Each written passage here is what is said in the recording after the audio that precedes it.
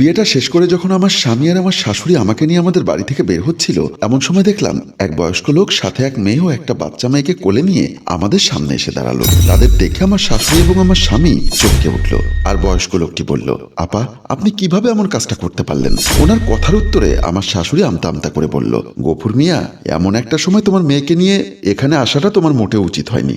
আপনারা মা ছেলে আমার মেয়েটার জীবন নিয়ে ছিনিমিনি খেলবেন আর আমার মেয়েকে রেখে আপনার ছেলেকে আর একটা মেয়েকে বিয়ে করাবেন, সেটা শুনে বাবা হিসাবে আমি কিভাবে চুপ থাকতে পারি? দরজায় দাঁড়িয়ে ওনাদের কথাগুলো শুনছিলেন আমার বাবা। উনি এতক্ষণ চুপ ছিলেন, এখন বললেন, বেআইন সাহেবা, কোনো সমস্যা? না না, ওসব নিয়ে আপনাকে টেনশন করতে হবে না। তারপর উনি বয়স্ক লোকটার দিকে তাকিয়ে বললেন, গফুর মিয়া, তুমি যেহেতু চলে এসেছো তাহলে বাসায় চলো, ওখানে গিয়ে কথা বলবো। লোকটি ওনার কথার পাত্তা না দিয়ে আমার বাবার উদ্দেশ্যে বলল, এই যে ভাই, আপনি নিশ্চয়ই মেয়ের বাবা? বাবা বলল, হ্যাঁ, কিন্তু আপনি কে? আমি আপনার নতুন জামাইয়ের শ্বশুর। ওনার মুখের এমন কথা শুনে আমি এবং আমার বাবা দুজনে চমকে উঠলাম। বাবা অবাক হয়ে বলল, আমার মেয়ের জামাইয়ের শ্বশুর মানে? হ্যাঁ, আপনার এই কুলাঙ্গার জামাই আপনার মেয়েকে বিয়ে করার আগে আমার মেয়েকে বিয়ে করেছিল।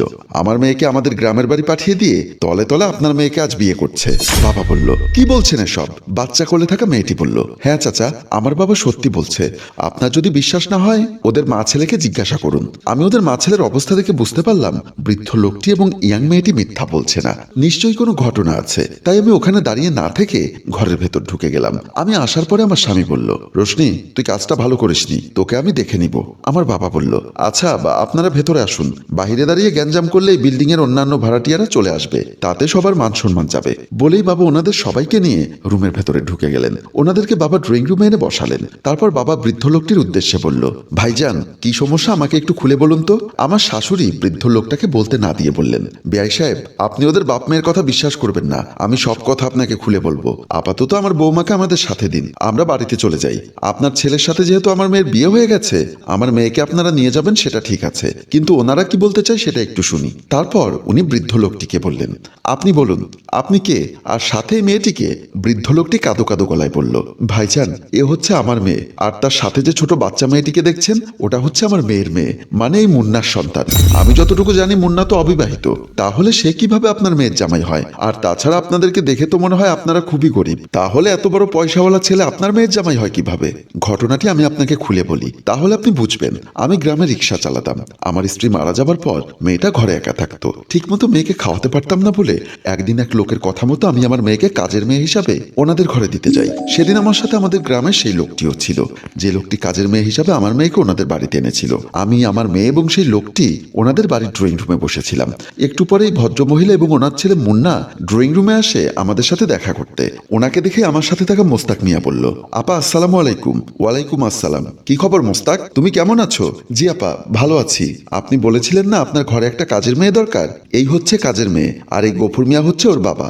তারপর এই ভদ্রমহিলা আমাকে উদ্দেশ্য করে বললেন, গফুর ভাই, আপনি কি করেন? আপা, আমি গ্রামে মানুষের জমিনে হাল চাষের কাজ করি, মাঝে মধ্যে সুযোগ পেলে রিক্সাও চালাই। অভাবের সংসারে মেয়েকে নিয়ে খুব কষ্টে আছি, ঠিকমতো ভালো মন্দ মেয়েটাকে খাওয়াতেও পারি না। তাই মোস্তাক ভাই বলার সাথে সাথে আমার মেয়েকে কাজের বুয়া হিসাবে আপনাদের বাড়িতে দিতে রাজি হয়ে গেলাম। তখন উনি বলেছিলেন, আপনাকে কোনো টেনশন করতে হবে না, আমাদের ঘরে তেমন কোনো কাজ নেই, আমরা মা ছেলে দুজন ছাড়া আর কেউই নেই। আমি একটা চাকরি করি আর আমার ছেলে এখনো ভার্সিটিতে লেখাপড়া করে, আপনার মেয়ের থাকা খাওয়া নিয়ে কোনো টেনশন করতে হবে না। আমি তখন দুঃখ করে বললাম, আমার খুব স্বপ্ন ছিল মেয়েটাকে লেখাপড়া শেখাবো, মানুষের মতো মানুষ করব, কিন্তু গরিবের স্বপ্নটা পূরণ হলো না।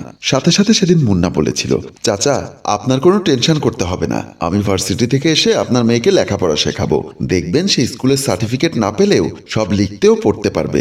সেদিন ওরা মা ছেলে দুজনের কথা শুনে আমি খুব খুশি হয়েছিলাম। মোস্তাক মিয়া বলল, ভাইজান, আপনার মেয়েরে আমি এমন একটা সংসারে দিচ্ছি যে সংসারে কোনো ঝামেলা নেই, আর তাছাড়া আপা খুব ভালো মানুষ, ভবিষ্যতে আপনার মেয়ে বিয়ে দেবার সময় উনি আপনাকে সাহায্য সহযোগিতা করবেন। সেদিনের মতো আমার মেয়েকে কাজের মেয়ে হিসাব ওনাদের সংসারে দিয়ে আমি আর মোস্তাক মিয়া চলে আসি। এর মধ্যে ভালোই চলছিল আমার মেয়ের জীবন। যেহেতু উনি চাকরি করেন তাই দিনের বেলায় বাসায় থাকতেন না, আমার মেয়ে ঘরের সব কাজ করত। একদিন দুপুরের দিকে আমার মেয়ে রান্নাঘরে কাজ করছিল, এমন সময় কলিং বেল বেজে ওঠাতেই আমার মেয়ে রান্নাঘর থেকে দরজা খুলে দিতে গেল। দরজা খুলে দিতে গিয়ে দেখলো মুন্না সাহেব এসেছে। মুন্না সাহেব বলল, কিরে রোশনি, এতক্ষণ কোথায় গিয়েছিলি? সেই কখন থেকে কলিং বেল টিপে নিভে যাচ্ছি। আমার মেয়ে ভয়ে ভয়ে বলল, ভাইজান আমি রান্নাঘরে কাজ করছিলাম তাই খেয়াল করিনি। আচ্ছা আমি ভার্সিটি থেকে আসতে আসতে গলা শুকিয়ে গেছে, আমার জন্য এক গ্লাস পানি নিয়ে আমার রুমে আয়। বলে উনি চলে গেলেন। আমার মেয়ে যখন পানির গ্লাস নিয়ে ওনার রুমে গেল ততক্ষণে উনি ভার্সিটি থেকে এসে ড্রেস খুলে লুঙ্গি আর গেঞ্জি পরেছেন। এর মধ্যে আমার মেয়ে যখন পানি নিয়ে ওনার সামনে দাঁড়ালো তখন উনি পা থেকে মাথা পর্যন্ত আমার মেয়ের দিকে তাকাতে লাগলেন। আমার মেয়ে তখন ভয়ে ভয়ে বলল, ভাইজান আপনি এভাবে কি দেখছেন? তোকে দেখছি, তুই তো অনেক ডাঙ্গর হয়ে গেছিস রে, আয় একটু কাছে আয়। না ভাইজান আমার ডর করে। ডর করবে কেন?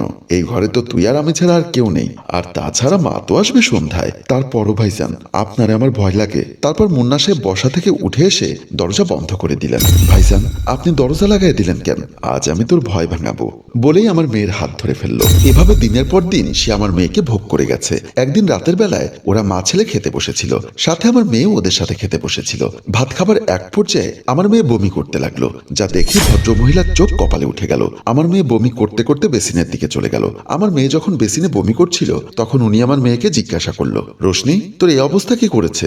আমার মেয়ে ভয় বলতে চাচ্ছে না। উনি আবারও আমার মেয়েকে জোর করতে লাগলো। শেষ পর্যন্ত আমার মেয়ে নিরুপায় হয়ে বলল, আপনার ছেলে। কথাটি শুনে ওনার মাথায় যেন আকাশ ভেঙে পড়ল। এর মধ্যে ওরা অনেক চেষ্টা করেছে আমার মেয়ের গর্ভের বাচ্চা নষ্ট করতে।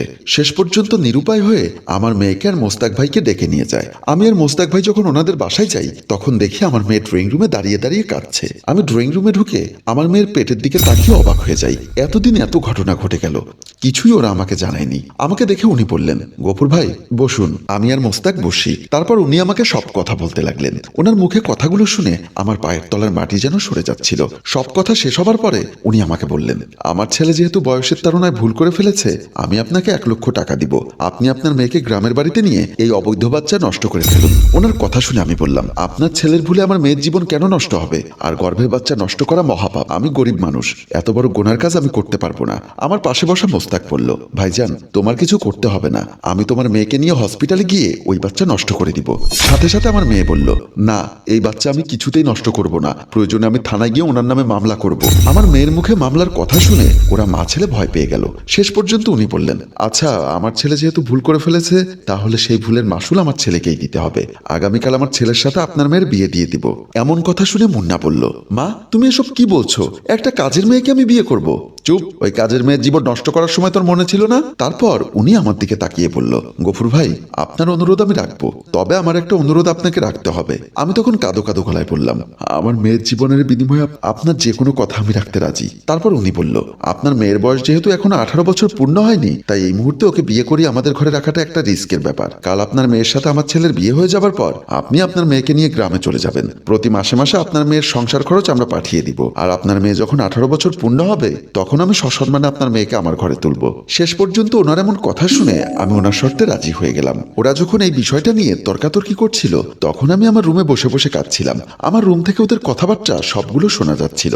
শেষ পর্যন্ত আমি নিরুপায় হয়ে ড্রয়িং রুমের দিকে গেলাম। ড্রয়িং রুমে এসে ওরা আমাকে দেখে অবাক হয়ে গেল। আমি রোশনি নামের মেয়েটিকে বললাম, বোন আমি একটু তোমার সাথে কথা বলতে চাই, তুমি কি আমার রুমে এসে আমার সাথে একটু কথা বলবে? আমার কথা শুনে রোশনি নামের মেয়েটি রাজি হলো। সে আমার সাথে আমার রুমে চলে আসলো। রুমে আসার পর আমি তাকে খাটের উপরে বসিয়ে বললাম, দেখো বোন তুমি বয়সে আমার অনেক ছোট হবে, তারপরও আমি তোমার হাত ধরে অনুরোধ করছি, যেহেতু আমার সাথে মুন্নার বিয়ে হয়ে গেছে সেহেতু তুমি আমার বাবার কথা মতো গ্রামে চলে যাও। আমি তোমাকে কথা দিচ্ছি তোমার উপযুক্ত দেনমোহরের টাকা আমি মুন্না থেকে আদায় করে তোমাকে নিয়ে দিব, সাথে আরো 5 লক্ষ টাকা দিব। তবুও তুমি মুন্নাকে ডিভোর্স দিয়ে দাও। আমার কথা শুনে আমার স্বামীর প্রথম স্ত্রী আমার পা চেপে ধরে বলল, আপা আমি আপনার বয়সে অনেক ছোট হব, আমি গরিবের মেয়ে, জন্মের পরে মাকে হারিয়েছি, বাবার সংসারে কখনো সুখ পাইনি, তাই কাজের বুয়া হিসাবে মুন্নাদের বাড়িতে গিয়েছিলাম। সেখানে মুন্নার হাত থেকে নিস্তার পাইনি। আমার জীবনটা মুন্না শেষ করে দিয়েছে। গরিবের সম্পদ হচ্ছে তার ইজ্জত, সেই ইজ্জত মুন্না কেড়ে নিয়েছে। টাকার বিনিময়ে যদি তাকে ছেড়ে দিতাম তাহলে তাকে বিয়ের আগেই ছেড়ে দিতাম। এখন আমার ঘরে একটা ছোট্ট মেয়ে আছে, সেই মেয়েটার জীবনটাও নষ্ট হয়ে যাবে। তাই আপনার পায়ে ধরে বলছি, প্রয়োজনে আমি আমার একটা কিডনি বিক্রি করে আপনাকে অনেকগুলো টাকা এনে দিব। আপনি দয়া করে মুন্নার জীবন থেকে সরে যান। মেয়েটির এমন আকুতি ভরা কথা শুনে এখন আমি কি করব কিছুই বুঝে উঠতে পারছি না। হ্যালো ভিউয়ার্স, এখন আমার কি করা উচিত সেটা আপনারা কমেন্ট করে লিখে দিন। আর গল্পটি যদি আপনাদের ভালো লেগে থাকে, আপনাদের অনেকগুলো কমেন্ট পাই, তাহলে আমরা উক্ত গল্পের দ্বিতীয় পর্ব নিয়ে খুব শীঘ্রই আপনাদের সামনে হাজির হব। একটা কথা মনে রাখবেন, যে গল্পের কমেন্ট এবং ভিউজ কম হয় আমরা সেই গল্পের দ্বিতীয় পর্ব তৈরি করি না। তাই গল্পটি প্রচুর পরিমাণে ভিউ হবার জন্য দয়া করে এক্ষুনি শেয়ার করে দিন। ধন্যবাদ।